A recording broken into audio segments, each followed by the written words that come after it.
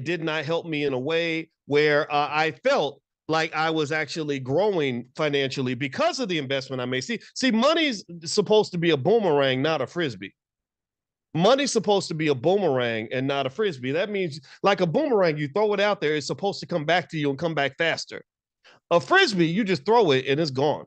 So unfortunately, too many of us are trained to make our money into a frisbee where we just throwing it out there to anybody who will take it, and then the money's gone, and then some of us sit back and wonder why we're broke. Well, one of the biggest rules of money is that if you give your money away, you will have no money. I hope that we understand that. That's not, you don't need to take a class to know that.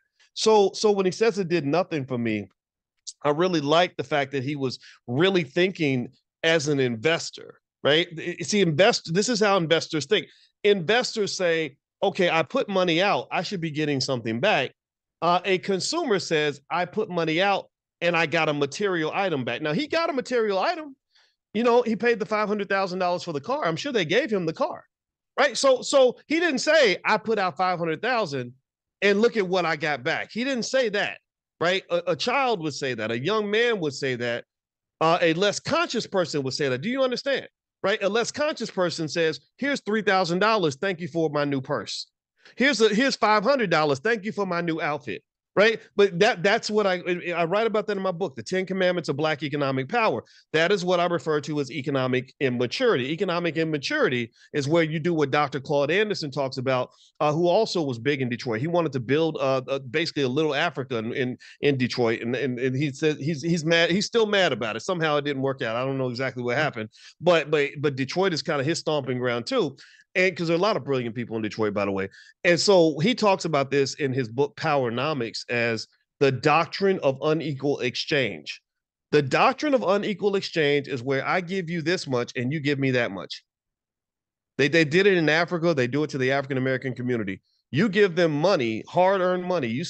You worked 100 hours at 40 hours, $40 an hour to make $4,000, and you gave them $4,000. They gave you some material item that's maybe worth 1/10 of that.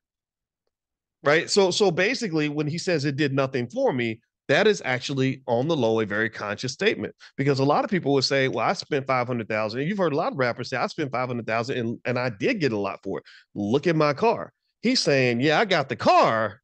But then he goes into the next step. And this is my second verse. He says, that bitch lost 100 racks when I drove it off the lot. Right. So that is another consciousness statement, because what he's doing is he's referencing the fact that an automobile is a depreciating asset. He's referencing the fact that the minute he drove that car off the lot, that it went from being worth 500,000 to being worth 400,000. So the minute he drove down the block, he lost $100,000 because his wealth went down, but as the value of the car went down, because he had $500,000 in wealth. He put that into this car, and immediately the car, like almost like a birthday cake, like they cut a big piece of the birthday cake out. So now you have your wealth, your net worth in that car drops by 20% just because you drove it off the lot. That's another important point. One of the rules of wealth builders is that wealth builders put their money into things that are going to go up in value, not down. They call it appreciation versus depreciation. Oh, and then the other thing that he said that was really interesting was he said that when he bought the car, this is my third verse. This is I Swear Boyce. The third verse is he talks about the fact that spending all that money gave him what he called a 2-week stunt. So he got a 2-week stunt.